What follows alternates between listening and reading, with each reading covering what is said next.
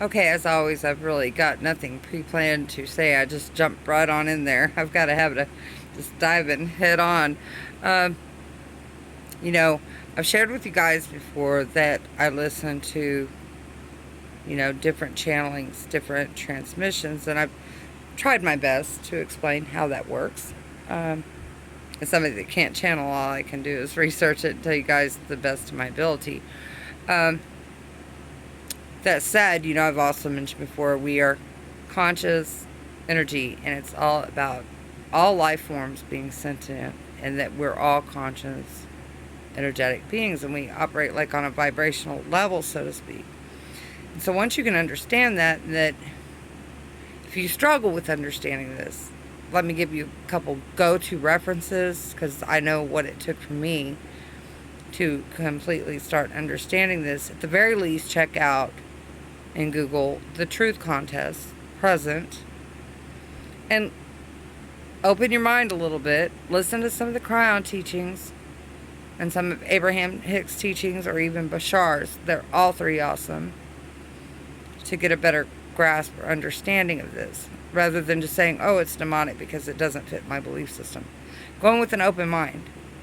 Okay, because I had a belief system too, but all that's kind of rocked my world currently. I've had to relearn things.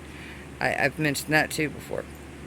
With that said, I came across a couple excellent segments. One from a Cryon teaching, which are some absolute wise words from that man, being channeled through Daryl Anka, and of course Abraham's being channeled through Esther, for anybody who's not aware.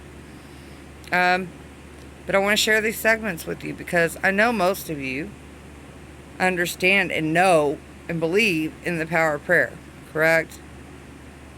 And so with that said, Cryon offered a very wise teaching, a wonderful teaching earlier, in fact, exactly on that very topic. So I'm going to include that link for you guys, as well as Abraham Hicks, and it's pretty much about obtaining anything you want in life easily. Another one I'm going to share with you guys, of course, I like to reference a lot of information from Higher Self. Higher Self has some great information, and this time's no different. And what was this one? Gosh, I just listened to it too, and my brain went blank. Oh, it was regarding the Mandela effect, as well as a couple other things in there.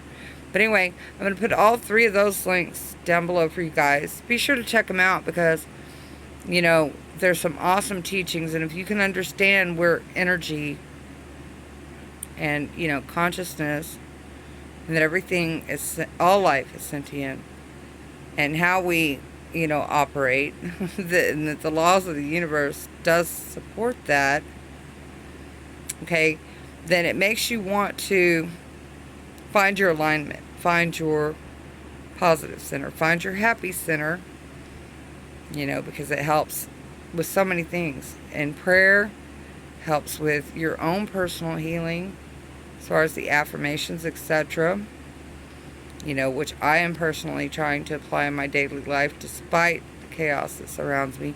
I'm trying to become my own, author of my own story, because we are co-creators with God, Source, Divine Source.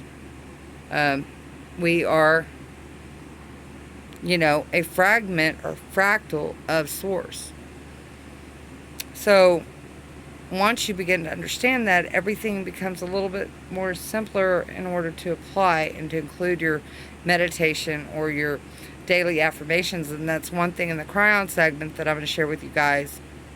A lot of people meditate, but that's one thing I've still got to personally work on, is meditation, because around this chaos, it's really hard to even get a moment to think straight. Is to find peace and quiet in order to even attempt the basic of meditation, So I do my best to find quiet time, make positive affirmations. Cryon goes into laughing while meditating. And of course the energy, feeling the energy in your prayer. And he also goes into the two or more, it being more powerful. he also, you know, explains like how we can pray for somebody and why it doesn't work. You know, prayer works sometimes, but it doesn't others. Well, he goes into that. You know, we're pretty much conduits. You know, it's an energy system pretty much, and that energy has to go somewhere. But I'll let him explain that because he'll do a much better job. Um, and Abraham just always, always wonderful, wise teaching. So, anyway, I'm not gonna, keep you guys any longer, but be sure to check out those links because it's amazing.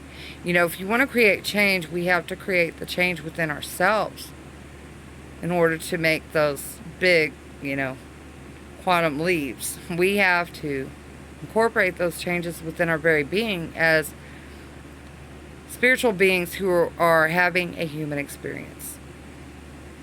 You know, that's the best way I can explain it because that's what it is. We are infinite energy conscious beings and we are having a human experience.